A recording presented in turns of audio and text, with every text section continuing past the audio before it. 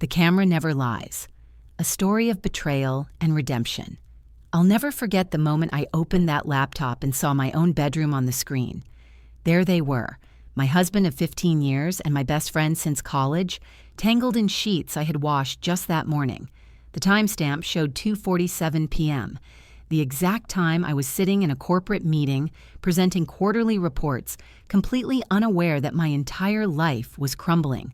But here's what they didn't know. I had been watching for 3 weeks. 3 weeks of evidence, 3 weeks of planning, 3 weeks of transforming from a naive, trusting wife into someone they would never see coming. My name is Catherine Wells, and this is the story of how I lost everything I thought mattered and found everything that actually did. Main story begins.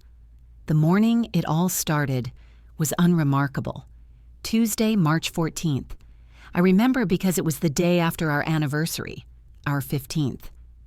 David had taken me to Marcello's, our favorite Italian restaurant, the same place where he'd proposed all those years ago. He'd given me a beautiful diamond tennis bracelet, kissed me tenderly across the candlelit table, and told me I was still the most beautiful woman he'd ever known. I should have known something was wrong. David hadn't been romantic in years. I was 42 years old, a senior financial analyst at Morrison Associates, one of the top accounting firms in Chicago. I'd worked my way up from an entry-level position, putting David through law school while working full-time and taking night classes for my MBA. We had a beautiful home in Lincoln Park, a golden retriever named Bailey, and what I thought was a solid, if somewhat predictable, marriage. That Tuesday morning, I woke at 5:30 a.m., as I always did. The March darkness still pressed against our bedroom windows as I quietly slipped out of bed, careful not to wake David. He'd been sleeping poorly lately, or so he claimed, and I'd gotten into the habit of tiptoeing around in the mornings. I went through my usual routine, 20 minutes of yoga in our home gym, a quick shower, coffee and oatmeal while scanning the news on my tablet. David emerged around 7:00, looking tired despite his supposed early bedtime the night before. "Morning, babe," he mumbled, pecking me on the cheek as he headed for the coffee maker. "Big day ahead? The usual, Johnson merger analysis, team meeting at 2. You?" "Depositions all morning, then I have to prep for the Henderson case."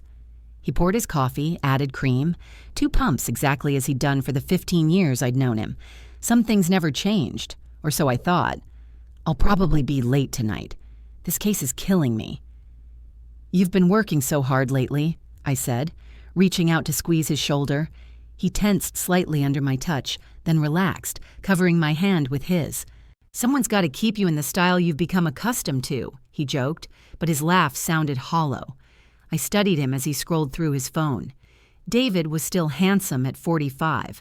The silver threading through his dark hair only added to his distinguished lawyer persona.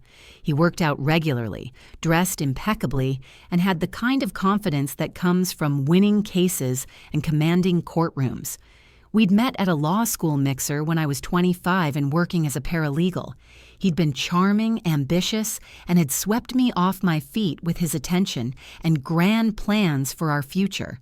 Somewhere along the way, that future had become routine, comfortable, predictable, safe, or so I'd believed.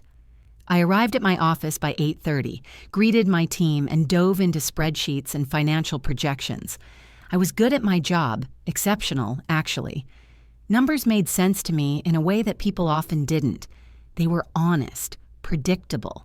They told you exactly what was happening if you knew how to read them. If only I'd been as good at reading the numbers in my own life.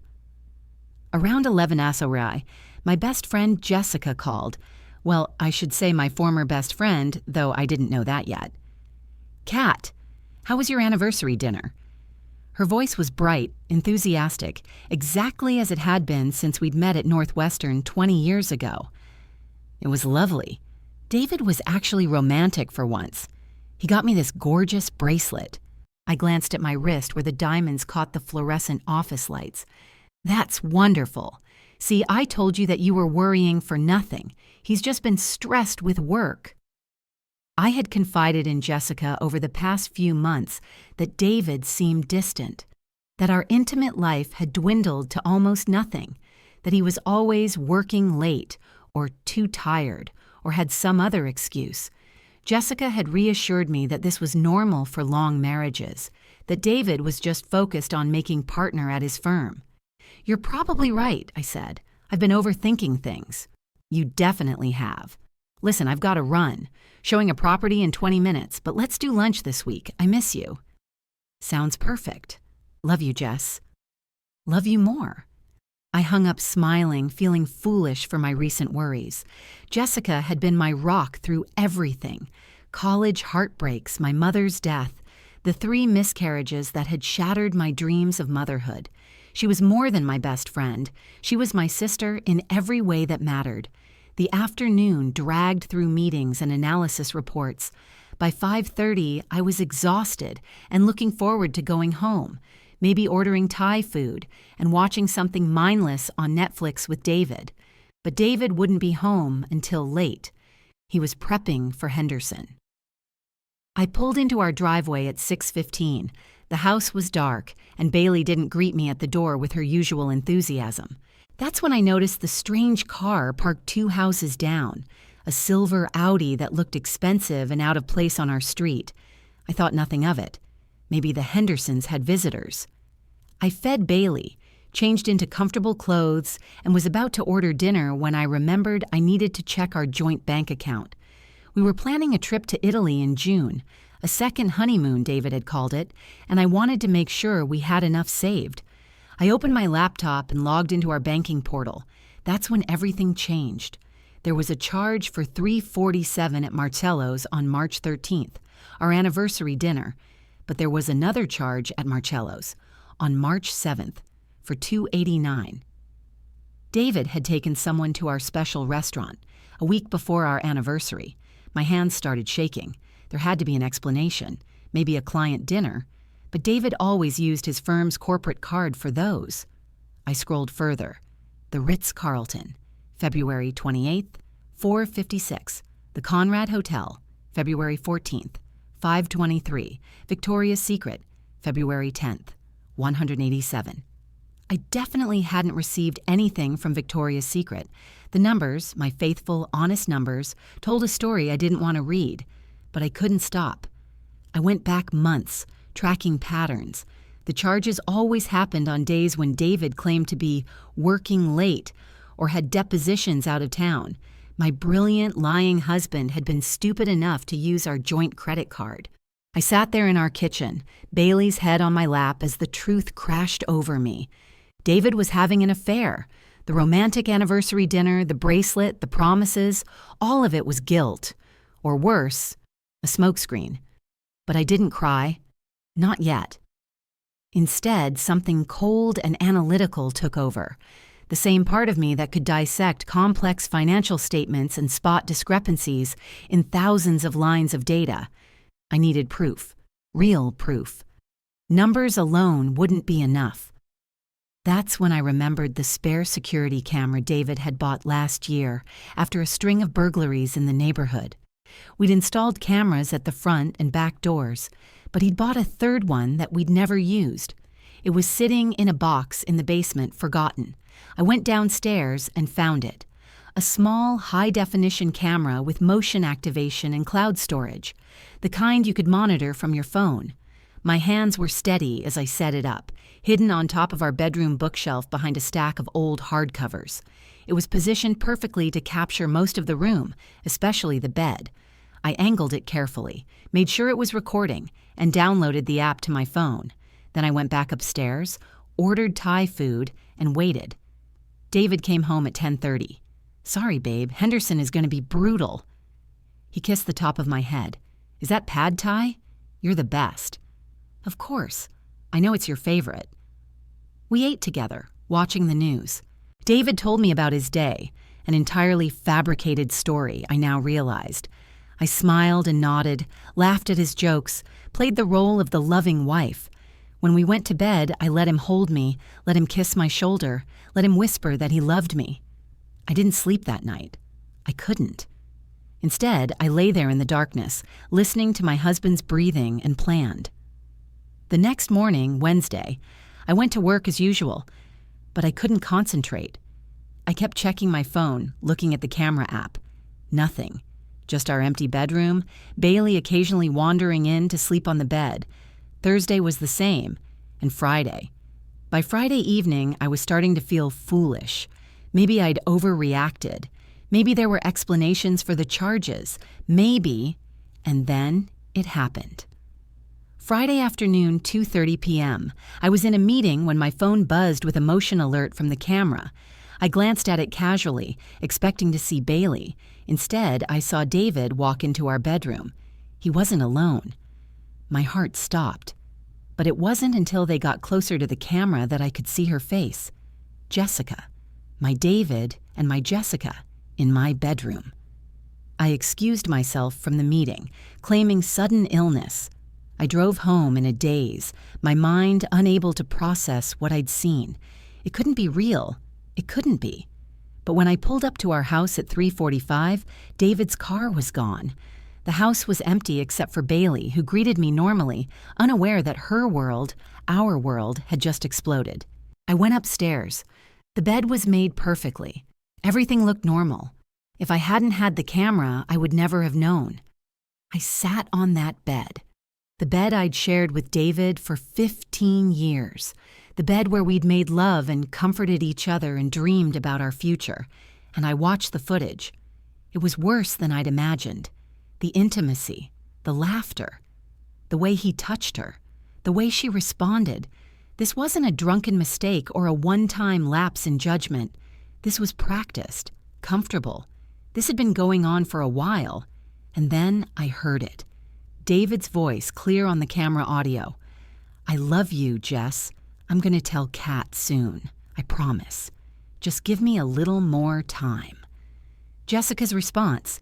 "You've been saying that for 6 months, David. I can't keep doing this. It's killing me to lie to her." "I know, baby, I know, but if I tell her now, she'll take everything in the divorce. I need to get some assets moved around first. You know how good she is with numbers. If I'm not careful, she'll figure out what I'm doing." They were planning to leave me. They were planning to steal from me first. I sat there on my bed, their bed now, and something inside me shattered. But it wasn't a messy, emotional break. It was clean, precise, like a diamond cutting through glass. I didn't scream. I didn't cry. I didn't call David or Jessica or anyone else. Instead, I made a plan. The weekend was surreal. I moved through it like an actress in a play performing the role of Catherine the Trusting Wife with Oscar-worthy precision. Saturday morning, I made David his favorite breakfast, blueberry pancakes with maple syrup and crispy bacon. He ate gratefully, kissed me, told me he needed to go into the office for a few hours.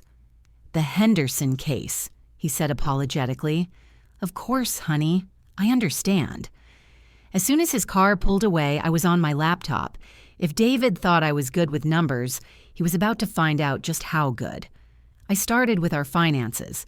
I'd always managed our household accounts, but David had his own accounts for his law practice and his personal investments. I'd never questioned it. I trusted him, and besides, I was busy with my own career. What a fool I'd been. But I had access to our joint accounts, and I had David's passwords. Over the years, he'd asked me to handle various financial tasks for him. And like an idiot, I'd saved all his login information in my secure password manager for convenience. Now that convenience was about to be his downfall. I spent 6 hours that Saturday going through everything: bank accounts, investment portfolios, credit card statements, Venmo and PayPal transactions, his law firm's financial records that he'd stored on our home computer. What I found made me physically ill. David hadn't been lying about moving assets. Over the past 6 months, he'd been systematically transferring money out of our joint accounts and into accounts I didn't have access to. Small amounts at first, $500 here, $1,000 there, but increasing over time.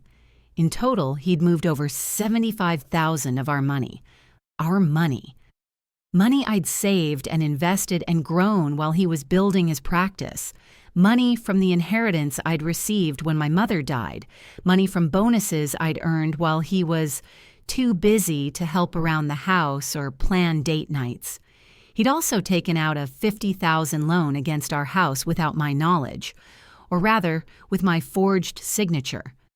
I found the documents on his laptop, and there was my signature, perfectly replicated. I would know. I'd seen enough fraudulent documents in my career to recognize a skilled forgery. The loan money had gone into an account in the Cayman Islands, because of course it had. But that wasn't all. David had been hiding income from his law practice. He'd been taking cash payments from certain clients and not reporting them, to me or to the IRS. I found records of these transactions hidden in encrypted files on his computer. Not well enough hidden, apparently, for someone who knew what to look for. My husband wasn't just a cheater. He was a thief and a tax fraud. And Jessica? I checked our cell phone records. They'd been talking and texting constantly for over a year. Hundreds of messages. Calls lasting hours. How had I not noticed? I knew how. I'd been too busy, too trusting, too focused on being the perfect wife and the successful career woman. I'd been so proud of our partnership, our equal marriage, our modern relationship. I'd been blind. Saturday afternoon, Jessica called. I stared at her name on my screen, feeling bile rise in my throat, but I answered, keeping my voice cheerful. "Hey, Jess! Kat, are you free for lunch today? I'm dying to catch up." The audacity, the sheer breathtaking audacity. "Oh, I wish I could, but David and I are doing a whole weekend thing. You know, keeping the romance alive after the anniversary." I injected enthusiasm into my voice. "Rain check? Of course, you two are so cute together. Honestly, you guys give me hope that lasting love exists." I wanted to vomit. Instead, I laughed. "We're very lucky. You really are. David's one of the good ones." After we hung up, I sat there for a long moment staring at nothing. This was the woman I'd called when I'd had my first miscarriage. The woman who'd held me while I sobbed. The woman who'd helped me clean out my mother's house after she died. Who'd packed up 20 years of memories and hadn't complained once. The woman who was now sleeping with my husband and helping him plan to rob me. I thought about confronting them. I thought about a lot of things. But I'd spent 15 years in the corporate world, navigating office politics and strategic planning. I knew that the person who struck first didn't always win. The person who struck smartest did. So I kept gathering evidence. Sunday, I told David I was going to visit my father in Milwaukee. A complete lie, since my father had passed away 5 years ago. But David was so distracted, he didn't even register the impossibility. Instead, I rented a small office space in the Loop under a fake name, using cash. This would be my war room. I set up a new laptop paid for with cash from my personal account that David didn't know about. A secret emergency fund I'd maintained since my mother had drilled into me the importance of having running away money. Mom had been smarter than I'd given her credit for. I transferred all my evidence to the new laptop. Screenshots of bank records, credit card statements, text messages, the camera footage, everything. I made multiple backup copies on encrypted drives. Then I started making calls. First, to a divorce attorney. Not just any divorce attorney, Rita Morrison, the absolute best in Chicago. She was known for absolutely destroying cheating spouses in court, for finding hidden assets and buried money. She was expensive, but I could afford her, especially once I got done with David. Rita agreed to see me Monday morning. Next, I called a private investigator recommended by Rita's office. Martin Chen had 20 years of experience in corporate fraud investigation and personal surveillance. His rates were astronomical, but I didn't care. "I need everything," I told him. "Financial records, surveillance, communications, everything." "How long has this been going on?" Martin's voice was professional, kind. "At least a year, maybe longer." "And you want this for a divorce case?" "Yes, and possibly criminal charges." There was a pause. "Criminal?" "Tax fraud, forgery, possibly embezzlement. My husband is a lawyer. He's been very careful, but not careful enough. I'll need access to his records. I have them, all of them." Another pause. Mrs. Wells, I have to ask, are you certain you want to go down this road? Once we start pulling these threads? I'm certain. He tried to steal my life. I'm going to make sure he regrets it. That night, David came home with flowers and a bottle of wine. I've been neglecting you, he said, pulling me into his arms. The Henderson case is almost done. Let's go away next weekend, just you and me, that bed and breakfast in Wisconsin you love. I melted into his embrace, let him kiss me, let him lead me upstairs. And while we made love, while he touched me and whispered sweet words and pretended he loved me, I thought about Jessica, about them in this same bed, about his promises to her. When it was over and David fell asleep, I lay there in the darkness, tears finally coming. Not because my heart was broken, though it was, but because I'd let myself be so completely deceived.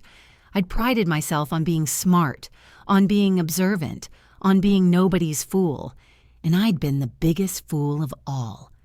Monday morning, I called in sick to work for the first time in 3 years. David had left early for a breakfast meeting that I now knew was probably with Jessica. I waited 30 minutes after he left, then drove to Rita Morrison's office in the financial district. Rita was in her mid-50s, impeccably dressed in a navy suit, with steel gray hair cut in a sharp bob. Her office was all glass and chrome, with a view of Lake Michigan that probably cost more than most people's houses. She gestured for me to sit in one of the leather chairs across from her massive desk. "Tell me everything," she said, "and don't leave anything out." I did. For 2 hours, I walked her through the evidence I'd gathered. She took notes, asked pointed questions, occasionally whistled under her breath. "This is good," she finally said. "This is very good. The tax fraud alone could land him in serious trouble. The forged signature on the loan documents, that's a felony. And the hidden assets, we can definitely recover those. All of them." "I want him destroyed," I said quietly. "Not just divorced, destroyed." Rita studied me over her reading glasses. "Be very sure that's what you want. Once we file, once we start exposing what he's done, there's no going back. Your life will be in the news. People will take sides. It will get ugly." "My life is already ugly. I just didn't know it yet." She nodded slowly. "Okay then, here's what we're going to do." The next 3 weeks were the strangest of my life. I existed in 2 worlds simultaneously, the real world where I was gathering evidence and building a legal case, and the false world where I played the devoted wife to a man I now despised. Martin Chen proved to be worth every penny. Within a week, he'd confirmed what I already knew. David and Jessica had been having an affair for 13 months. He provided me with detailed surveillance reports, photographs, and even audio recordings from their meetings in hotel rooms, restaurants, and Jessica's apartment. The affair had started at our New Year's Eve party, of all things. I'd invited Jessica, as I always did. She'd broken up with her boyfriend a few months earlier and was feeling lonely. I'd encouraged David to make sure she felt included, to dance with her, to make her laugh. What a magnificent idiot I'd been. According to Martin's investigation, they'd started with texts and late-night phone calls, then coffee meetings that turned into lunch dates. By March of last year, just 2 months after that New Year's party, they were sleeping together. For over a year, they'd been conducting their affair right under my nose, meeting at hotels downtown, taking business trips together. David claiming lawyer conferences, Jessica claiming real estate conventions. They'd even spent a weekend in my mother's lake house last summer, the one I'd inherited and kept meaning to visit but never had time for. They'd defiled my mother's memory in the house where I'd grown up. But the affair, as devastating as it was, wasn't the worst part. The worst part was the financial plotting. Martin traced the money David had moved. The $75,000 from our joint accounts had gone into a new account David had opened under his name only. The $50,000 loan on our house, with my forged signature, had indeed gone to the Cayman Islands. But Martin found that David had been planning to transfer even more money offshore. He'd also discovered that David had taken out a massive life insurance policy on me 6 months ago. $2 million, with him as the sole beneficiary. When Martin told me about the life insurance policy, I felt cold all over. You don't think... I couldn't finish the sentence. Martin's face was grim. I think your husband is drowning in debt and has been for a while. His law practice isn't as successful as you believe. He's been taking money from client trust accounts. Embezzlement. He's in deep with some bad people. The affair with your friend. I think it started as genuine attraction, but now it's become part of an exit strategy. An exit strategy that includes me dying? I can't prove intent, but Mrs. Wells, I've been doing this a long time. A man who commits forgery, tax fraud, and embezzlement? A man who's stolen from his own wife? That's a man who's desperate. And desperate people do desperate things. I filed for divorce the next day, but I didn't tell David, not yet. Rita's strategy was specific. We needed to freeze David's access to all our joint assets before he knew what was happening. We needed to secure evidence before he could destroy it. And we needed to coordinate with law enforcement so that when the divorce hit, criminal charges would immediately follow. The criminal case will take longer to build, Rita explained. But the IRS is very interested in your husband's unreported income. And the Illinois State Bar is interested in his embezzlement from client trust accounts. Once we provide them with your evidence, they'll launch their own investigations.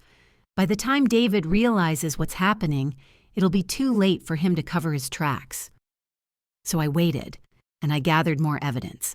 I went to work every day, performed my job flawlessly, and spent my lunch hours in my secret office, compiling documentation. My colleagues noticed I'd lost weight, that I looked tired. They assumed I was overworked. They had no idea I was orchestrating the complete destruction of my husband's life. At home, I played the perfect wife. I cooked David's favorite meals. I laughed at his jokes. I made love to him when he wanted, though it made my skin crawl. Every time he touched me, I thought about Jessica. Every time he said, "I love you," I thought about his plans to divorce me and take everything. Every time I kissed him goodnight, I thought about that life insurance policy. Jessica called frequently, wanting to get together. I made excuses. Work was crazy. David and I were spending quality time together. I wasn't feeling well. She seemed anxious, pressing harder than usual for us to meet. Martin informed me that Jessica and David were fighting. She wanted him to tell me about the affair. He kept stalling, saying the timing wasn't right. According to audio Martin had captured, Jessica was threatening to tell me herself. "Let her," I told Rita. "It'll only make our case stronger." But Jessica didn't tell me. Instead, she sent me a text one Wednesday evening. "Can you talk? It's important." I stared at that text for a long time. Part of me, the part that remembered our 20-year friendship, wanted to call her, to hear her confession, to maybe understand why she'd betrayed me so completely. But the smarter part of me, the part that had spent 3 weeks building an airtight legal case, knew that anything she said to me now could compromise everything. I texted back, "Crazy day tomorrow. Can it wait until the weekend?" "Sure. Love you, Kat." I didn't respond to that. That Friday, March 31st, exactly 3 weeks after I'd installed the camera, Rita called me into her office. "We're ready," she said. "The IRS has what they need. The State Bar has what they need. We have everything we need. Are you sure you want to do this?" I thought about the past 15 years. I thought about putting David through law school while working full-time. I thought about the 3 miscarriages and how David had been too busy to come to the hospital for the last one. I thought about my mother's death and how David had gone on a work trip 3 days after her funeral. I thought about every holiday I'd spent cooking for his family, every sacrifice I'd made, every dream I'd deferred for the sake of our future. I thought about Jessica, my best friend, the woman I'd trusted with my deepest secrets. I thought about that life insurance policy. "Yes," I said, "I'm sure." "Okay, then here's what's going to happen." The plan was simple, elegant, and devastating. Monday morning, April 3rd. David would be served with divorce papers at his office by a process server in front of his colleagues and partners. Simultaneously, agents from the IRS and the Illinois State Bar would arrive with search warrants for his office and our home. His assets would be frozen, his bank accounts locked, his law license suspended pending investigation, and I would be nowhere near him when it happened. Rita had arranged for me to stay at a secure location, a hotel suite downtown registered under her firm's name. Martin Chen and one of his associates would be with me at all times for my protection, because once David realized what was happening, there was no telling how he'd react. That weekend, the last weekend of my marriage, was surreal. Saturday, David took me to brunch at a trendy place in Wicker Park. He held my hand across the table, told me I looked beautiful, talked about our upcoming trip to Italy. "I've been thinking," he said, playing with my fingers. "Maybe we should renew our vows while we're there. Make it official. Start fresh." I looked into his eyes, those blue eyes I'd fallen in love with 20 years ago, and saw nothing but a stranger. "That sounds perfect," I said, smiling. That night, we had dinner at home. I'd made lasagna, his favorite. We drank wine, watched a movie, made love. When he fell asleep beside me, I lay there memorizing the ceiling, knowing it was the last night I'd spend in this house, in this bed, with this man. I didn't sleep at all. Sunday was quiet. David had actual work to do, or so he claimed. I'd learned that about 60% of his work excuses were legitimate. The other 40% involved Jessica. That day I believed him. He seemed genuinely stressed about a case, and Martin hadn't reported any suspicious activity. I spent the day packing, carefully, subtly, a few clothes in a gym bag, important documents I'd need, my grandmother's jewelry, the pieces that mattered, photos from before my life became a lie. I told David I was taking things to be cleaned or repaired. He barely noticed. That evening, Jessica called again. "Kat, we really need to talk." "Is everything okay?" I kept my voice concerned, friendly. "Not exactly. Can I come over?" My heart pounded. Now it's 8 p.m. on a Sunday. "I know, please, Kat. It's important." I glanced at David, who was absorbed in his laptop. "Let me check with David. Hold on." I muted the phone. "Babe, Jessica wants to come over. She says it's urgent. Is that okay?" David's head snapped up, his face going pale. Actually, I'm really tired. Can she come by another time?" "She sounds upset. What if something's wrong?" I could see the panic in his eyes. "Okay, but I'm going to head to bed. I have that early meeting tomorrow." "Of course, honey." I unmuted the phone. "Come on over. David's going to bed, but I'll be up." "Thank you. I'll be there in 20 minutes. David practically ran upstairs. I heard him on his phone, his voice low and urgent. Calling Jessica, no doubt, to coordinate their stories, to figure out what she was going to tell me. I sat on the couch, Bailey's head in my lap, and waited. Jessica arrived at 8:35. She looked terrible. Dark circles under her eyes, hair pulled back in a messy ponytail, wearing sweatpants and an old Northwestern t-shirt. The confident, perfectly put-together real estate agent I knew was gone. This woman looked haunted. "Hey," I said, opening the door. "What's wrong?" She came inside, and I saw tears in her eyes. "Kat, I need to tell you something. I should have told you a long time ago, but I was a coward, and I'm so sorry. I'm so sorry." I guided her to the couch, playing my part perfectly. Concerned friend, worried, supportive. "Jess, you're scaring me." "What is it?" She took a deep, shuddering breath. David and we've been having an affair," I finished quietly. Her head jerked up, eyes wide. "You know?" "I know." "How long have you known?" "Long enough." We sat there in silence. She was crying now, really crying, mascara running down her face. "Kat, I'm so sorry. I never meant for it to happen. We were talking at your New Year's party, and there was this connection. And I know that's not an excuse. I know I betrayed you. I betrayed our friendship. I'm the worst person in the world." I watched her cry and felt nothing. No anger, no sadness. Just a cold, clinical detachment. Does David know you're here? I asked. He told me not to tell you. He said he'd handle it, that he had a plan. But I can't do this anymore, Kat. I can't keep lying to you. You're my best friend. You're my sister. And I've destroyed everything. Yes, I agreed. You have. She looked up at me, surprised by my calm tone. Aren't you going to yell? Scream? Throw me out? Would that make you feel better? If I gave you the dramatic confrontation you clearly need?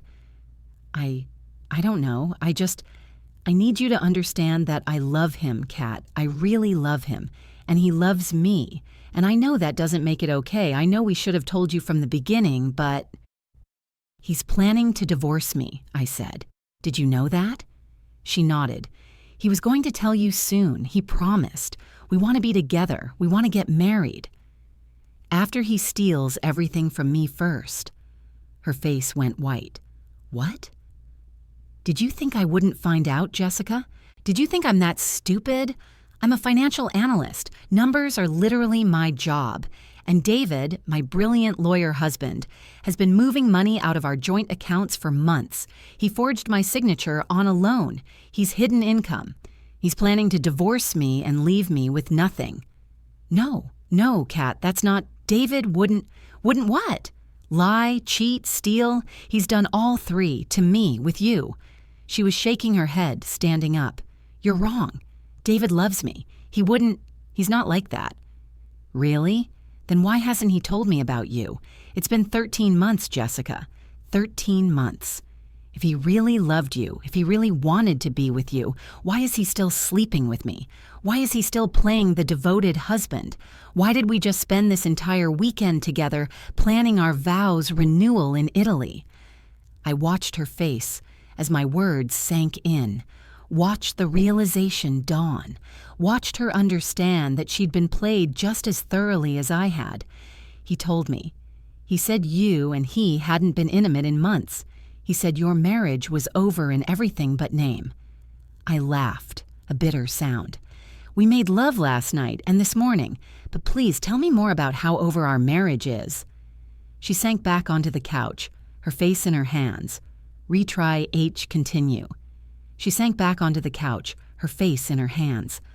Oh my God, I'm such an idiot. Yes, I agreed. You are, but so was I. So I guess we have that in common. She looked up at me, mascara streaked down her cheeks. What are you going to do? I filed for divorce 3 weeks ago. Her mouth fell open. 3 weeks? But you've been acting like everything was normal. Because everything needed to appear normal, while I gathered evidence, while I built my case, while I made sure that when David realizes what's happening, it'll be too late for him to hide anything else. Evidence? What kind of evidence? I stood up, walked to my bag, and pulled out a folder. Inside were printed screenshots, bank statements, hotel receipts, text messages between her and David. I laid them on the coffee table in front of her. I know about every hotel, every restaurant, every lie. I know about the money he's stolen. I know about the client trust accounts he's embezzled from. I know about the offshore accounts. I know about the forged loan documents. I paused. And I know about the life insurance policy he took out on me 6 months ago. Jessica's face went from white to green. Life insurance? $2 million, with him as the sole beneficiary. Now, why do you think a man drowning in debt and planning to divorce his wife would need that? Kat, no. David would never... He wouldn't hurt you. He's not... What, a murderer? How do you know? You thought he was faithful and honest, too. How'd that work out? She stood up, backing away from me. I need to talk to him. I need to... By all means, talk to him. But I'd do it soon. Because tomorrow morning at 9 a.m., David is going to be served with divorce papers at his office. At approximately 9:02 a.m., the IRS and the Illinois State Bar will arrive with search warrants.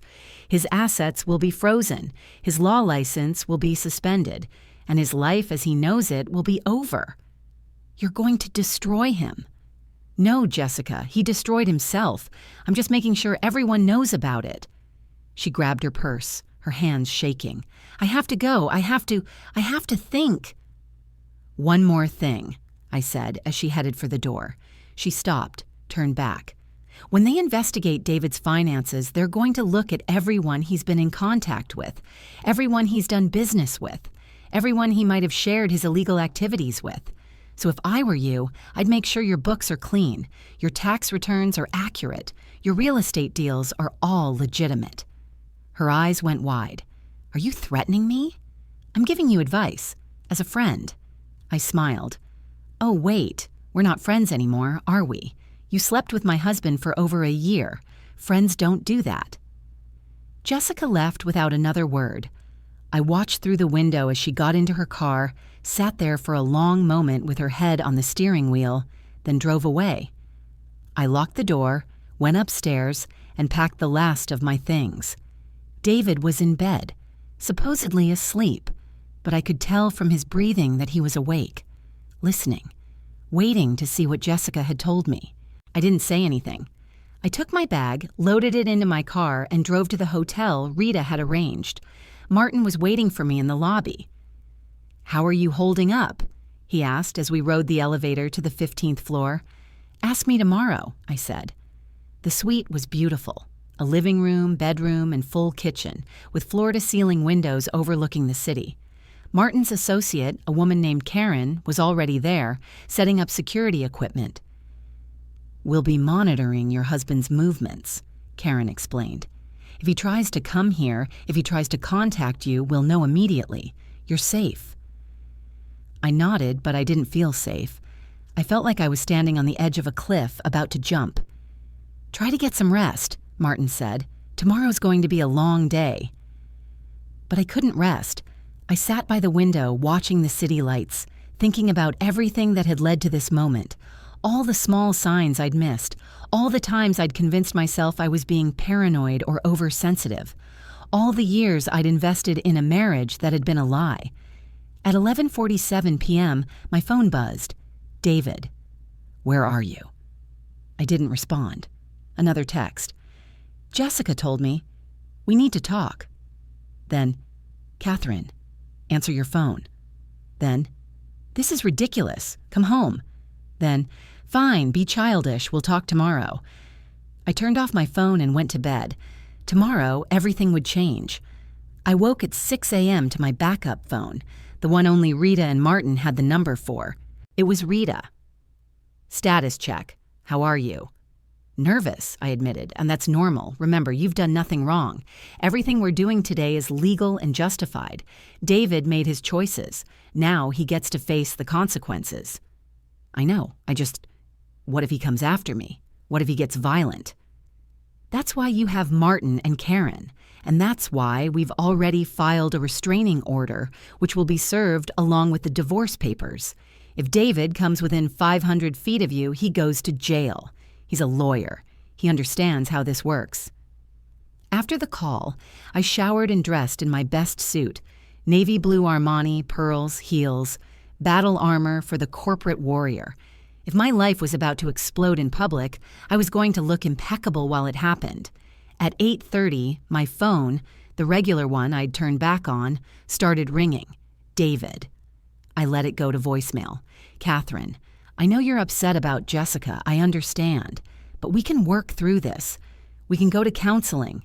Please, just come home so we can talk. Delete. Another call. Another voicemail. Kat, please, I love you. I made a mistake. It's over with Jessica. I told her it's over. Please just answer the phone. Delete. At 8:55, Rita called. The process server is in position. IRS and State Bar are standing by. Are you ready? Yes. Okay, here we go. For the next hour, I sat in that hotel suite with Martin and Karen, watching my phone blow up. David called 17 times, then the calls stopped. At 10:03, Rita called. It's done. He's been served. Law enforcement is executing the search warrants now. His office is being searched and a team is at your house. What did he do when he was served? According to our process server, he went white as a sheet, said there must be some mistake. Then he read the filing and apparently had to sit down. His partners are with him now. They're not happy. And the house? Bailey is fine. We made sure animal control was there to take her to a safe boarding facility until you're ready to retrieve her. Your personal items have been secured. The house is being thoroughly searched for any additional evidence of financial crimes. I felt tears prick my eyes at the mention of Bailey. My poor dog, confused and scared, not understanding why strangers were in her home. Can I see her? Not yet. Let's give it a few days. We don't want David tracking you through the dog. At 10:47, my phone rang. Jessica. I answered. What have you done? She was screaming. The police are at David's office. They're going through everything. His partners are threatening to fire him. You vindictive bitch, what have you done? I documented his crimes and reported them to the appropriate authorities, I said calmly. What happens next isn't my doing, it's his. You've ruined his life. You've destroyed him. No, Jessica. He destroyed himself. And you helped. Speaking of which, I'd expect a visit from some investigators yourself. They're going to want to know if you were aware of David's illegal activities, if you benefited from any of the money he stole, if you helped him hide assets. I didn't. I didn't know about any of that. I hope for your sake that's true, because conspiracy to commit fraud is also a crime. She hung up on me. At 11:15, my work phone rang. My boss, Richard. Catherine, I just heard the news. Are you all right? Word traveled fast in Chicago's professional circles. I'm fine, Richard. I apologize for any embarrassment this might cause the firm. Embarrassment? Kat, you're the victim here. Take all the time you need. Your job is secure. And if there's anything we can do... Actually, there is. I need to make sure David hasn't tried to access any of my accounts or credentials. Can we do a complete security review?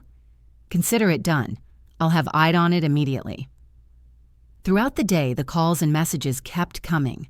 Friends, colleagues, distant relatives. Everyone wanted to know if the rumors were true. If David had really been arrested, he hadn't. Not yet. If I was okay. If there was anything they could do. I responded to very few of them. What was there to say? At 3:22 p.m., my phone rang with an unknown number. Against Martin's advice, I answered. Mrs. Wells? A woman's voice, official and crisp. Yes. This is Special Agent Jennifer Martinez with the IRS Criminal Investigation Division. I'm calling to inform you that we've begun a formal investigation into your husband's tax activities. We'll need to interview you in the coming days. Of course. Whatever you need. I should also inform you that, based on the evidence you provided, we believe your husband has been engaged in systematic tax fraud for at least 5 years. The amount of unreported income we've uncovered so far exceeds $400,000. I felt dizzy. $400,000. I had no idea. We believe you, Mrs. Wells. Your cooperation and the evidence you provided have been invaluable. We're also investigating potential money laundering through his offshore accounts. After she hung up, I sat there staring at nothing. $400,000 in unreported income. How had David been spending that money? Where had it gone? The answer came at 5:47 p.m. when Martin handed me a file. You need to see this. Inside were photos. David and Jessica, yes, but also David with other women. Women I didn't recognize. Women at restaurants, hotels, in his car. There were at least 4 different women across the span of 3 years. Jessica wasn't his first affair, Martin said quietly. She probably won't be his last. I looked through the photos, my hands shaking. How long have you known about this? I discovered it early in the investigation but wanted to confirm before telling you. These women, 2 of them are former clients. One is a paralegal from his firm. The 4th is a bartender at a hotel downtown. I've interviewed 3 of them. They all believe David was either divorced or separated. He told them elaborate stories about his crazy ex-wife, who was making his life miserable. That would be me. That would be you. I set down the photos. Does Rita know? I sent her the file an hour ago. She's adding it to the divorce filing. It establishes a pattern of behavior and supports our argument that David has been systematically deceiving you throughout the marriage. At 7:03 p.m., David's lawyer called, Arthur Pemberton, a senior partner at one of Chicago's most prestigious firms. Mrs. Wells, I'm calling on behalf of David Wells. My client would like to discuss a settlement. Then your client can talk to my lawyer. Mrs. Wells, I understand you're upset, but perhaps we can resolve this matter quietly, without all the publicity, without destroying careers and reputations. Mr. Pemberton, your client committed tax fraud, embezzlement, and forgery. He's been having multiple affairs for years. He stole money from our joint accounts and from his clients. There's nothing quiet about any of that. My client denies. Your client can deny whatever he wants. I have evidence, bank records, video footage, audio recordings, testimony from witnesses. When this goes to court, everyone will know exactly what kind of man David Wells is.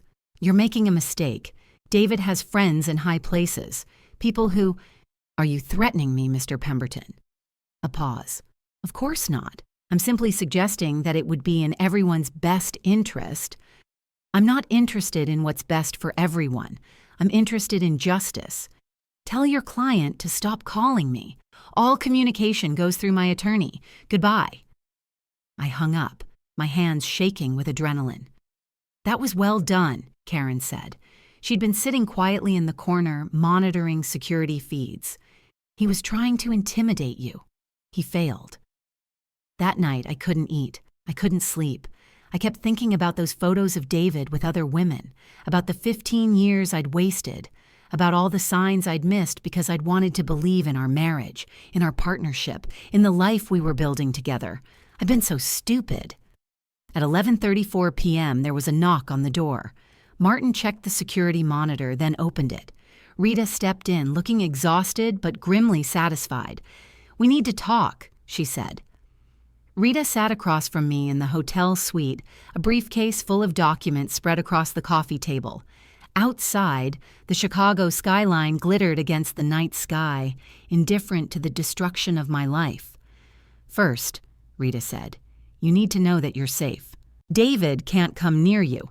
If he tries, he'll be arrested immediately." "Has he tried?" "No. According to our sources, he's at the Four Seasons downtown. Apparently your locks have been changed, and he no longer has access to your house." "It's not my house. It's our house." "Actually, Catherine, it's your house. I've reviewed the deed. You inherited it from your mother. David's name was never added to the title. Legally, it's your sole property." I blinked. "But we've lived there for 12 years. "Doesn't matter. Illinois law is clear on this. Property held in one spouse's name before the marriage remains that spouse's separate property unless explicitly transferred. You never transferred it. The house is yours." A small victory, but I'd take it. "What about the loan he took out? The one with my forged signature?" "That's fraud. The bank is being notified. They'll pursue David for the money, not you. And we're filing a police report for forgery. That's a Class 3 felony in Illinois." Rita pulled out another document. "The IRS investigation is moving faster than expected. They've frozen David's accounts. All of them, including the offshore ones. They've also contacted the Cayman Islands authorities. If there's money hidden there, they'll find it." "How much trouble is he in?" "Potentially. A lot. Tax fraud, embezzlement from client trust accounts, forgery, identity theft. He could be looking at significant prison time if convicted on all counts." I should have felt satisfied, vindicated. Instead, I just felt hollow. "What about Jessica?" "Your friend, former friend, is claiming she knew nothing about David's illegal activities. We're investigating that claim. If she received any of the stolen money, if she helped hide assets, she could face charges as an accomplice." "She didn't know," I said quietly. "She's many things, but she's not a criminal. She was just sleeping with my husband and lying to me about it." Rita studied me. "You still care about her." "I care about the person I thought she was. That person doesn't exist." Over the next week, I stayed in that hotel suite while the legal machinery ground forward. Martin continued his investigation. Rita prepared for court. And I existed in a strange limbo, neither married nor divorced, neither in my home nor truly homeless. I went to work because what else was I going to do? My colleagues were professional, sympathetic, but I could see the gossip in their eyes, hear the whispers that stopped when I entered a room. That's her, the one whose husband stole everything. Poor thing. I hated their pity, almost as much as I hated David's betrayal. On day 4, I was finally allowed to retrieve Bailey. She nearly knocked me over when she saw me whimpering and licking my face, her entire body wiggling with joy. I buried my face in her fur and cried for the first time since this nightmare began. "It's okay, girl," I whispered. "We're going to be okay." The hotel allowed dogs, thankfully. Bailey became my constant companion, sleeping beside me at night, sitting at my feet while I worked. Her uncomplicated love was the only pure thing in my life. On day 6, Rita called with news. David's law partners have terminated him. They're filing their own lawsuit against him for the money he embezzled from client accounts. The Illinois State Bar has formally suspended his license, pending the outcome of the criminal investigation. He's been disbarred? Not yet, but it's coming. No way the bar reinstates someone convicted of embezzlement and fraud. David's entire career, everything he'd worked for, was crumbling, and I felt nothing. Maybe I was in shock. Maybe I'd simply run out of emotions to feel. On day 8, I got a letter, hand-delivered by courier to Rita's office, then forwarded to me. The return address was David's new apartment at the Four Seasons. I stared at it for a long time before opening it. "Catherine, I know you probably don't want to hear from me. I know you hate me, but please, just read this. I'm sorry. I know those words are worthless now, but I need to say them. I'm sorry for the affair. I'm sorry for Jessica. I'm sorry for all the other times I betrayed you. I'm sorry for the money I took. I'm sorry for everything. I don't expect you to forgive me. I don't expect you to believe me when I say I never meant to hurt you. But it's true. When we met, I loved you, really loved you. You were smart and beautiful, and you believed in me. You supported me through law school. You were there for every success, every failure. You were my partner. Somewhere along the way, I lost sight of that. I got caught up in my career, in trying to be successful, in trying to prove something to everyone, and I made terrible choices. I hurt the one person who never deserved it. The affairs, they weren't about you. You have to believe that. They were about me being weak, being selfish, being a coward. Jessica meant nothing.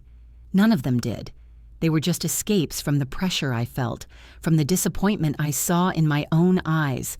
The money, I know what you think, that I was trying to steal from you, to leave you with nothing. It's not true. I was in trouble, Kat. Real trouble. I made some bad investments. I owed people money, dangerous people. I panicked. I made stupid decisions. I thought if I could just get ahead of it, if I could just make it right, you'd never have to know. The life insurance policy? I took it out because if something happened to me, I wanted you to be taken care of. Not because I was planning to hurt you. Never that. I swear to God, Kat, I would never hurt you. I know you've destroyed me. My career is over. My reputation is gone. I'm probably going to prison. I deserve all of it. But please, Kat, please, don't let them take the house. Don't let them take everything we built together. That house is your mother's legacy. I know I don't have any right to ask, but please don't let this destroy what's left. I loved you. I still love you. I always will, even though I have no right to say that after what I've done. I'm sorry. David. I read the letter 3 times. Then I did something I hadn't done since this all began. I called him. He answered on the first ring. Kat, don't call me that. You lost the right to use that name. Catherine, thank you for calling. Did you get my letter? I got it. It's garbage. Please, just let me explain. Explain what, David? How you systematically lied to me for years. How you stole from me, from your clients, from everyone who trusted you. How you risked my life with a $2 million insurance policy while you owed money to dangerous people. I never would have hurt you. You already did hurt me. You destroyed 15 years of my life. You made me question everything I thought I knew about myself, about us, about what we built together. We can rebuild. We can go to counseling. We can... Are you insane? There is no we anymore. There hasn't been a we for a long time. I just didn't know it. Catherine, please. I'm going to destroy you, David. I'm going to make sure everyone knows exactly what kind of man you are. And when it's over, when you're sitting in a prison cell or living in some tiny apartment working a job you hate, I want you to remember this conversation. I want you to remember that you did this to yourself. The house is mine. It was always mine. My mother left it to me, not to us. You have no claim to it. Catherine, I'm begging you. I'll sign whatever you want. I'll give you everything. Just please show some mercy. You want mercy? Did you show me mercy when you were sleeping with my best friend in our bed? Did you show me mercy when you forged my signature? Did you show me mercy when you planned to divorce me and leave me with nothing? I wasn't going to leave you with nothing. I was trying to protect assets so we could both. Stop lying. God, even now, even after everything, you're still lying. There's something wrong with you, David. Something broken. And I wasted 15 years trying to fix it without realizing it was unfixable. I hung up. My hands were shaking, but I felt strangely calm, cathartic even. Rita called an hour later. David's lawyer contacted me. He's willing to settle. He'll give you everything, full ownership of the house, all remaining assets, no contest on the divorce. He just wants this over quickly. Why? Because he knows he's going to prison, and he wants to minimize his sentence by appearing cooperative and remorseful. If he fights the divorce, if he makes you testify about everything, it makes him look worse. What do you recommend? Take the settlement. Get the divorce finalized. Let the criminal system handle the rest. You've already won, Catherine. Don't drag it out longer than necessary. But I wasn't sure I had won. Winners were supposed to feel triumphant, weren't they? Victorious? I just felt tired. 3 months later, the divorce was final. David signed everything without contest. I got the house, the remaining assets, everything. In total, after recovering the money David had stolen and liquidating our shared investments, I walked away with about 850,000 drachms, the house, and sole custody of Bailey. David walked away with nothing but legal bills and pending criminal charges. The day the divorce was finalized, I stood in the house, my house now, and looked around.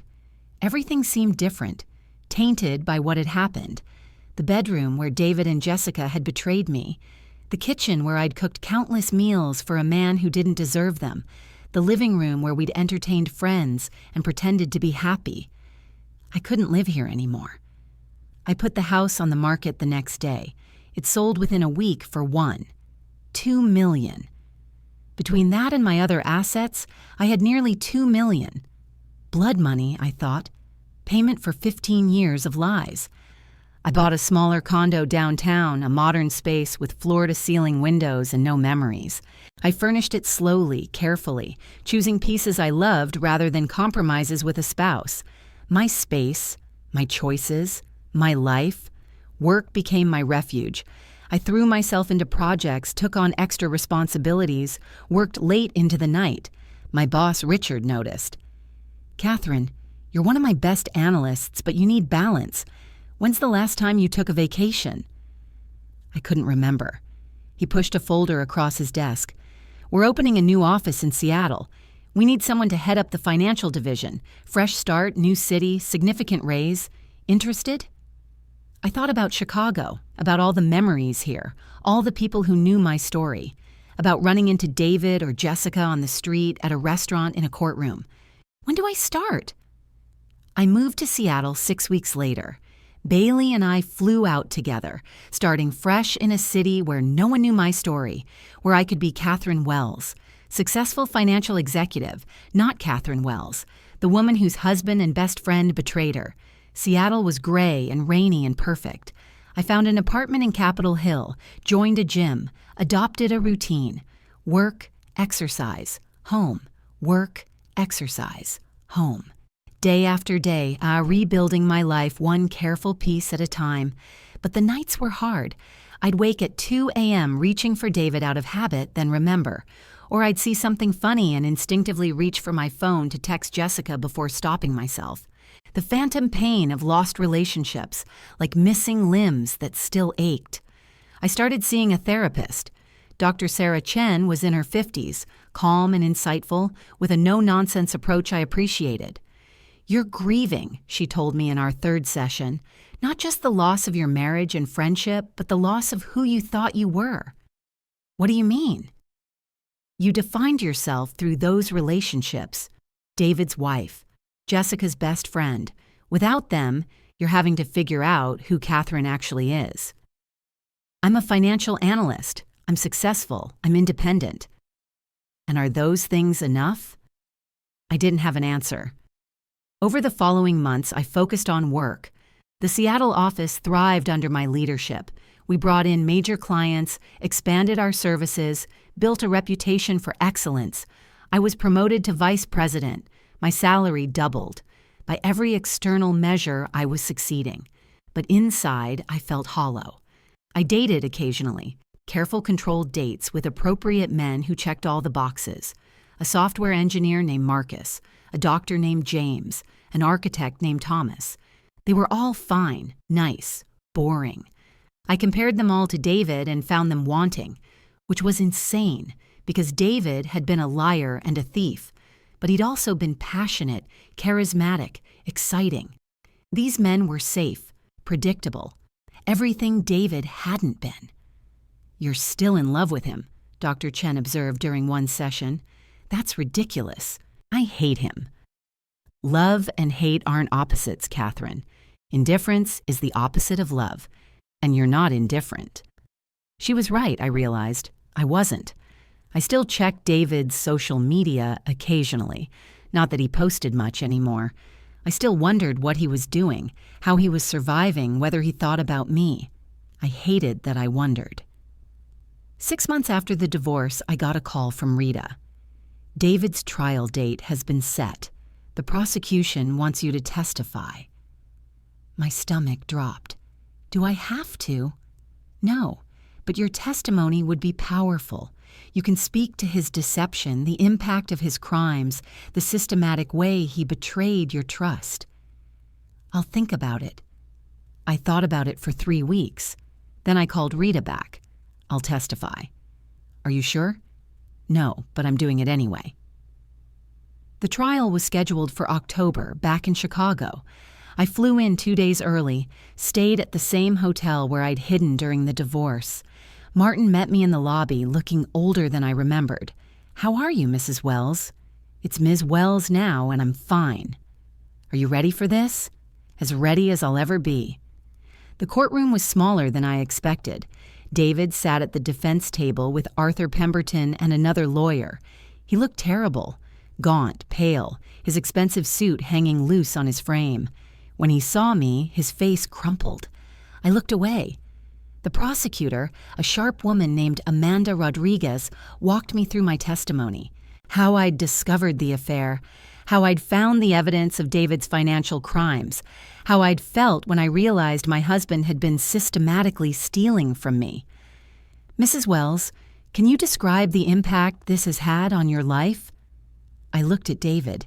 He was staring at his hands, unable to meet my eyes. "I don't trust anyone anymore," I said quietly. "I second-guess every relationship, every friendship. I wake up at night wondering what I missed, what other signs were there that I was too stupid or too naive to see. I've moved across the country to escape the memories. I've built a successful career, but I feel empty inside because I don't know who I am anymore without the person I thought I was married to.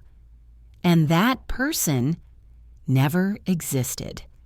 David Wells presented himself as a loving husband, a respected lawyer, an honest man. None of it was true. He was a criminal who used our marriage as a cover while he stole from me, from his clients, from everyone who trusted him. During cross-examination, Pemberton tried to make me seem vindictive, bitter, out for revenge. Isn't it true, Ms. Wells, that you systematically set out to destroy my client's life? No. I systematically documented his crimes and reported them to the authorities. David destroyed his own life. You hired private investigators to follow him. After I discovered he was having an affair and stealing from our joint accounts, yes. You recorded him without his knowledge. I installed a security camera in my own bedroom. There's no expectation of privacy when you bring your mistress into your wife's bed. The judge actually smiled at that one. When I stepped down from the witness stand, I felt lighter. I'd said what needed to be said. Whatever happened next was up to the jury. I didn't stay for the verdict. I flew back to Seattle the next day, back to my routine, my life, my careful rebuilding. 2 weeks later, Rita called. Guilty on all counts. David's facing 8 to 12 years. I sat down on my couch, Bailey's head in my lap. 8 to 12 years. The judge was particularly harsh because of his position as a lawyer, said he violated the trust of his profession. When does he start serving? 30 days. He's been allowed to get his affairs in order. Does he have any affairs left? Not many. His parents have disowned him. His siblings won't return his calls. Most of his friends have abandoned him. And Jessica? Rita paused. Last I heard, she moved to Denver, left real estate, works as a yoga instructor now. She always liked yoga. After the call, I sat there for a long time, petting Bailey, watching the Seattle rain streak down my windows. David was going to prison. It should have felt like closure, like victory. Instead, it just felt sad. Life settled into a new normal. I excelled at work, becoming one of the youngest VPs in our company's history. I bought a house on Queen Anne Hill with a view of Puget Sound. I dated occasionally, though nothing serious. I adopted a second dog, a rescue named Cooper, who Bailey immediately adored. I was fine, successful, independent, exactly what everyone expected, and completely lonely. It was during a work conference in San Francisco that everything changed. I was networking at a hotel bar making the obligatory small talk with other financial professionals when I heard a familiar voice. Kat? I turned. For a moment, I didn't recognize her.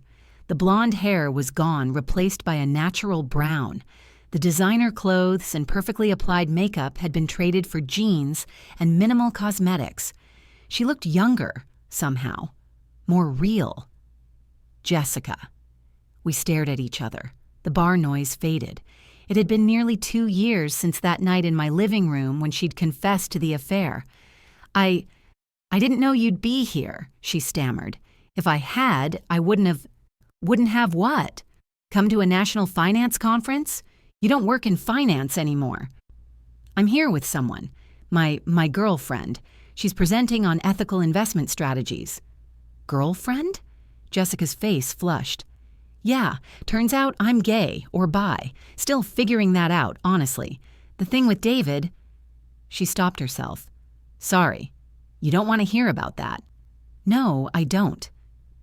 We stood there awkwardly. Part of me wanted to walk away, to pretend I'd never seen her. But another part, the part that remembered 20 years of friendship, wanted to understand. Can we talk? Jessica asked quietly. Not here. Somewhere private. I know I don't deserve it, but there's a park across the street, 20 minutes. I found Jessica sitting on a bench overlooking the bay. She stood when she saw me, then sat back down when I remained standing. Thank you for coming, she said. I'm not here to forgive you. I just want to understand why. I've been asking myself that same question for 2 years. She looked out at the water. The truth? I was lonely. I'd been single for a year. My career was stagnating. I felt like I was watching everyone else build lives while mine was going nowhere. And then at your New Year's party, David paid attention to me. Really paid attention. For the first time in forever, someone saw me. So you decided to sleep with my husband. Not right away. At first, it was just texting, talking. He was having problems at work. At least that's what he told me. He said you two were distant, that you were always busy with your career, that he felt invisible in his own marriage. And you believed him. I wanted to believe him, because if your Retry-H continue, I wanted to believe him. Because if your perfect marriage wasn't actually perfect, then maybe I wasn't the failure I thought I was. She finally looked at me, tears in her eyes. I know how pathetic that sounds. I know it doesn't excuse anything, but you asked why, and that's why. I was selfish and weak, and I destroyed the most important friendship I'd ever had. I sat down on the bench, maintaining distance between us. You destroyed more than that. You helped him plan to steal from me, to leave me with nothing. I didn't know about the money, Kat. I swear to God I didn't know. When you told me that night about the accounts, the forgery, the loan, I was sick. Literally sick. I went home and threw up. Everything I thought I knew about David, about us, about what we were doing, it was all a lie. Welcome to the club. I know you hate me. I deserve it. But I need you to know that I went to the FBI. After you told me about the offshore accounts, I contacted them. I gave them everything. Texts, emails, conversations where David talked about moving money around or protecting assets. I thought he was just talking about normal divorce planning. I didn't realize he meant illegal activity. I stared at her. You cooperated with the investigation? Yes. They granted me immunity in exchange for my testimony. I told them everything I knew. It's part of why David got such a harsh sentence, because I confirmed that his crimes were premeditated, systematic, that he'd planned for months to defraud you. Why didn't Rita tell me? I asked her not to. I didn't want you to think I was doing it for forgiveness or to make myself feel better. I did it because it was right, because I owed you at least that much. We sat in silence, watching the boats on the bay. I didn't know what to feel. Anger? Gratitude? Some confused mixture of both? I started therapy after everything happened, Jessica continued. Intensive therapy, 3 times a week at first. I had to figure out why I was capable of doing something so destructive, why I would betray someone I loved. And what did you learn? That I have a pattern of seeking validation from unavailable people, that I was raised by a narcissistic mother who taught me that my worth was tied to male attention, that I never learned how to build genuine intimacy because I was always performing for approval. She wiped her eyes. None of that excuses what I did, but it explains it, and I'm working on it. Is that why you're with a woman now? Partly. Rachel, my girlfriend, she's different from anyone I've ever been with. She sees me, the real me, not the performance, and she's teaching me what healthy love actually looks like. Jessica turned to me. I don't expect you to forgive me. I don't expect us to be friends again, but I need you to know that I'm sorry. Truly, deeply sorry. I destroyed something precious, and I'll regret it for the rest of my life. I looked at her, really looked at her. The woman sitting beside me wasn't the Jessica I'd known. The Jessica had been confident, polished, always put together. This Jessica was raw, uncertain, real. I don't forgive you, I said finally. I don't know if I ever will, but I believe you're sorry. That's more than I deserve. Yeah, it is. We sat there for a few more minutes, then I stood. I need to get back to the conference. Kat, Catherine, one more thing. I waited. You're better off without both of us. You were always too good for David. Too good for me, too. I hope you find someone who deserves you. I walked away without responding. What could I say? That I'd rebuilt my life? That I was successful and independent? That I'd moved on, but had I?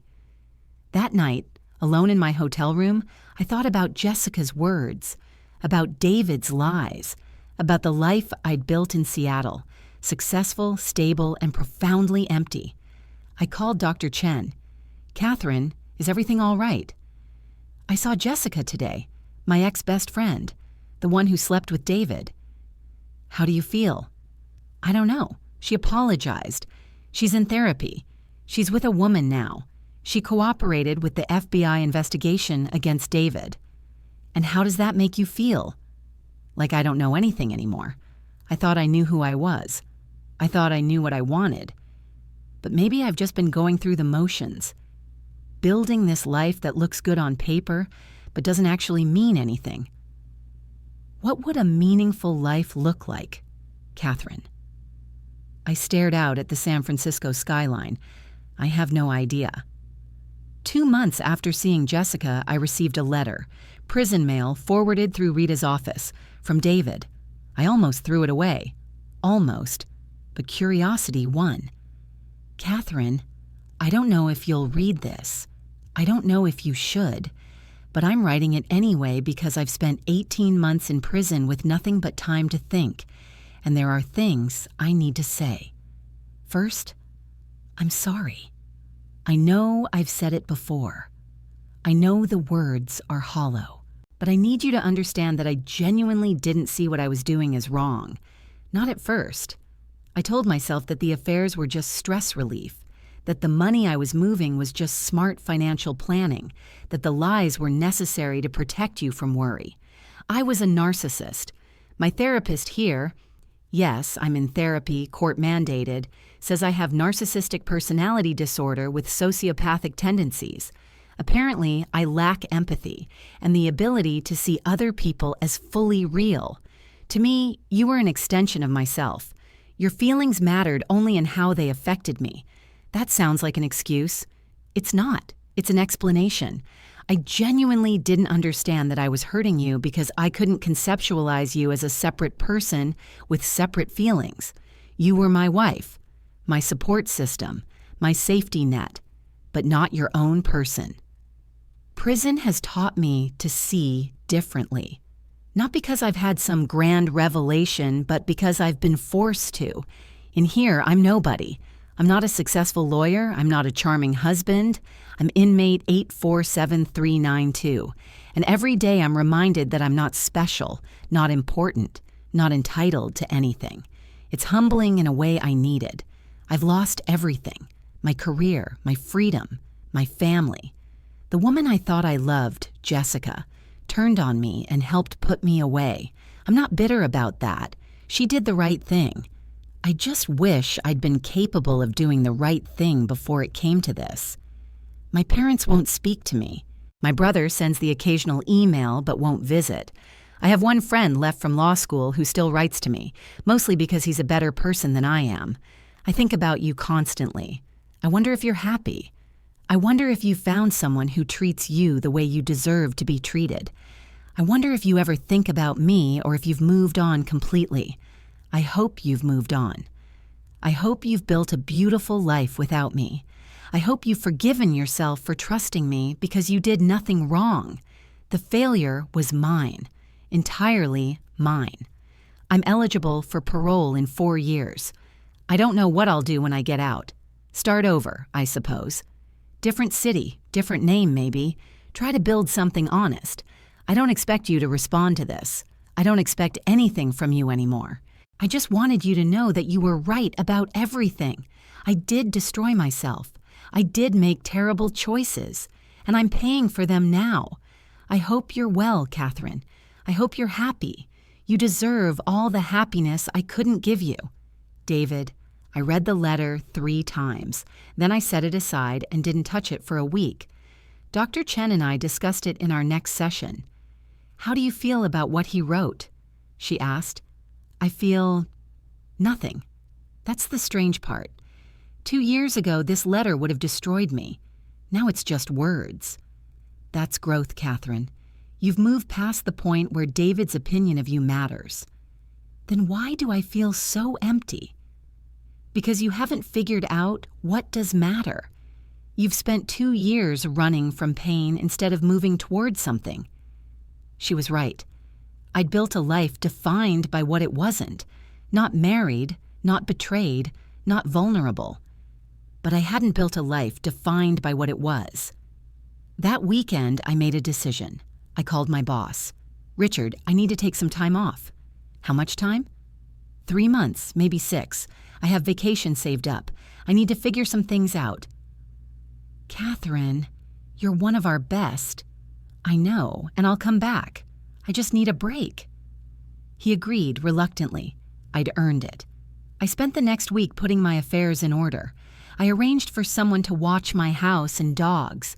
I closed out projects at work. I made lists and plans because that's what I did. I made plans. Then I bought a one-way ticket to Italy. The Italy that David and I were supposed to visit for our vows renewal. The Italy I'd dreamed about for years but never made time to see. I was going alone, and I was going to figure out who Catherine Wells actually was. I landed in Rome on a Tuesday morning in May, jet-lagged and disoriented, but strangely excited. I'd booked a small apartment in Trastevere, a neighborhood recommended by a colleague who'd lived in Italy for years. The apartment was tiny, barely 400 square feet, with a balcony overlooking terracotta roofs and narrow cobblestone streets. It was perfect. I had no schedule, no plans, no obligations, just me and an entire city to explore. The first week, I did all the tourist things: the Colosseum, the Vatican, the Trevi Fountain. I took photos like everyone else, ate gelato, got lost in winding streets, and found my way back. I was alone, but not lonely, surrounded by the beautiful chaos of Rome. The second week, I started to settle into a routine. Morning walks to a local cafe where the owner, Giuseppe, learned my name and started preparing my cappuccino when he saw me coming. Afternoons spent in museums or sitting in parks reading. Evenings at neighborhood trattorias, where I'd eat slowly, savoring each bite, watching families and couples and groups of friends. I started journaling, something I hadn't done since college. Pages and pages of thoughts, feelings, observations, processing everything that had happened, everything I'd lost, everything I'd learned. What did I do wrong?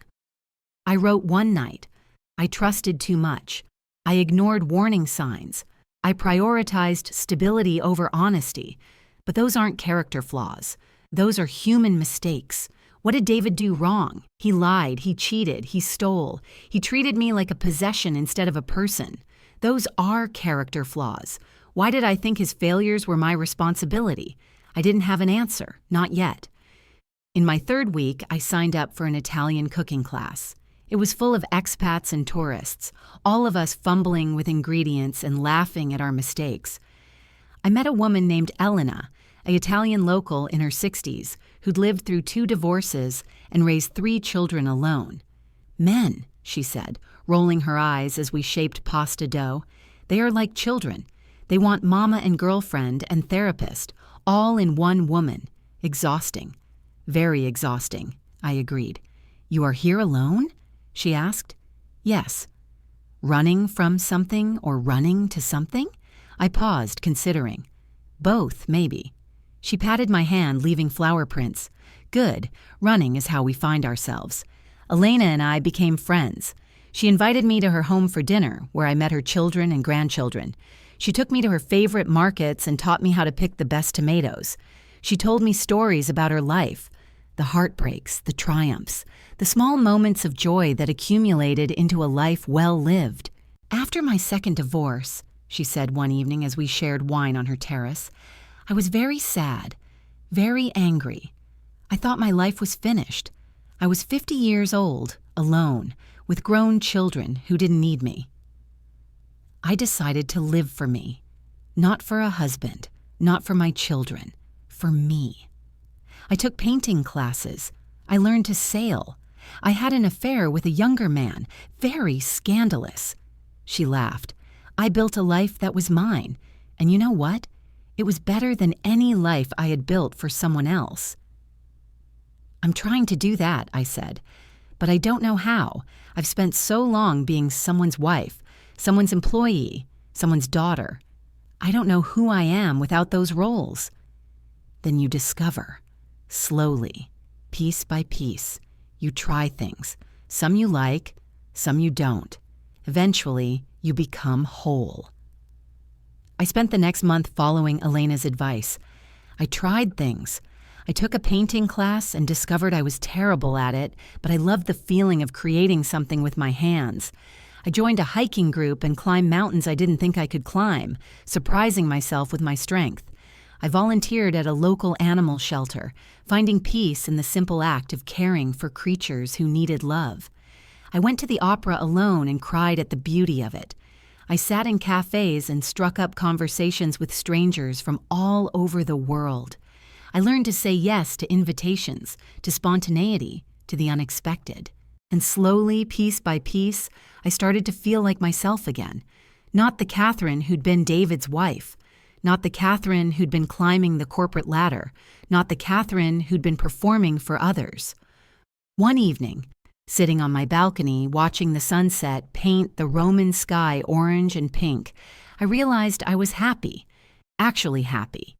Not the performance of happiness, not the convincing of myself that I should be happy, just genuinely, quietly, peacefully happy. I called Dr. Chen. "You sound different," she observed. "I feel different. I feel like I've been holding my breath for 2 years and I'm finally exhaling." "That's beautiful, Catherine. What changed?" "I stopped trying to be who I thought I should be and started discovering who I actually am." "And who are you?"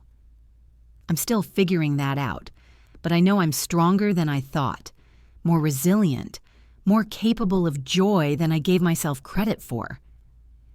In my 5th month in Italy, I received an email from Rita.